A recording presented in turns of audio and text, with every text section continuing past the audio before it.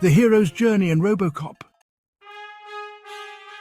If you're enjoying these deep dives into cinematic storytelling, please like, comment, share and subscribe. Your support helps keep this series alive. Today we turn our attention to one of the most subversive action films of the 1980s, RoboCop. On the surface, it's a gritty sci-fi action film about a cybernetic cop cleaning up the streets of Detroit. But beneath the surface, it's a razor-sharp satire of capitalism, of corporate overreach, of media, and of what it means to be human. It's also a powerful hero's journey, one framed not by magic or prophecy, but by murder, machinery, and identity.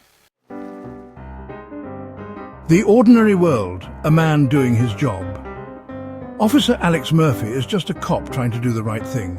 He's been transferred to the worst precinct in a crumbling Detroit, where crime is rampant and police resources are dwindling. Murphy's world is flawed but recognizable. This is a society on the brink where corporations have started to swallow public institutions, and the line between justice and profit is already blurring. The call to adventure, enter OCP. Omni Consumer Products, OCP, has taken control of the Detroit Police Department. Their plan? Privatize law enforcement and install their own solution, RoboCop. But to build him, they need a body. That call arrives in the form of Murphy's brutal execution at the hands of a gang led by Clarence Bodicker. It's not a traditional call, it's a death. The hero's journey begins here, not with a choice but with destruction. Death and rebirth, RoboCop Lives. Murphy is declared dead, but his body is repurposed by OCP. He is reborn as RoboCop, a product, a weapon, and a symbol of corporate triumph. His face is hidden, his name erased, his mind supposedly wiped clean. But this is the refusal of the call in reverse, the human spirit buried beneath metal, struggling to awaken. Meeting the mentor, memory and humanity, there's no Gandalf here, no wise old man to guide RoboCop. Instead, his mentorship comes from within, his memories, echoes of his former life, a wife, a son, a home.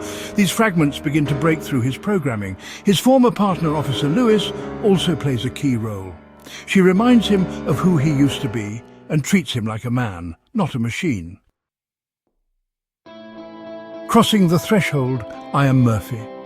As RoboCop begins to question his purpose, he breaks free from OCP's control and begins to remember.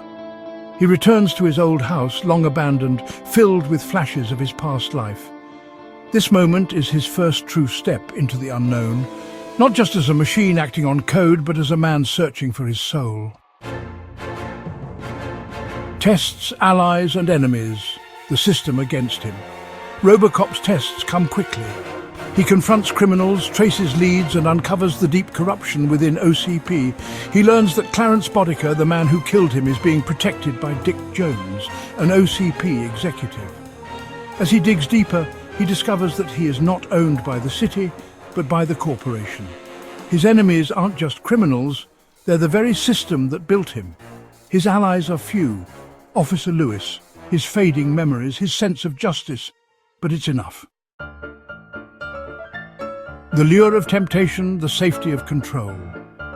There is a moment when RoboCop could remain the machine, follow his programming, stay silent, obey the prime directives. It would be easier, no pain, no doubt, no rebellion, but he refuses. He peels away the helmet, looks his humanity in the eye.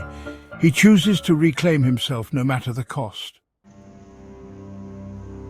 The Abyss Directive Four. RoboCop confronts Dick Jones only to discover Directive Four, a hidden protocol preventing him from acting against OCP's interests. It's a devastating moment. The illusion of free will is shattered. He is still a product, still owned. He's nearly destroyed by ED-209, OCP's monstrous prototype. His body is broken, his mind attacked, but he survives. The resurrection, reclaiming the self. With Lewis's help, RoboCop repairs himself. He's no longer just a machine seeking justice. He is Murphy, a man reborn. He storms into OCP's boardroom, not as a servant, but as a challenger.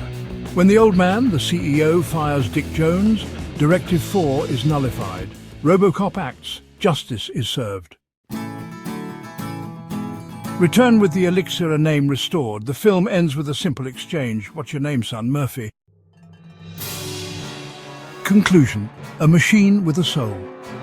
RoboCop isn't just about shooting bad guys or flashy action. It's a story of identity, of what it means to be human in a world that increasingly treats people as resources.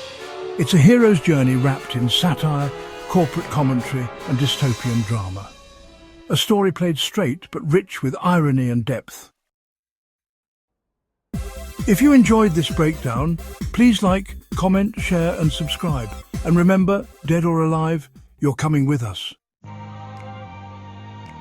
Next time we journey into the magical halls of Hogwarts, where a very different kind of hero's journey awaits.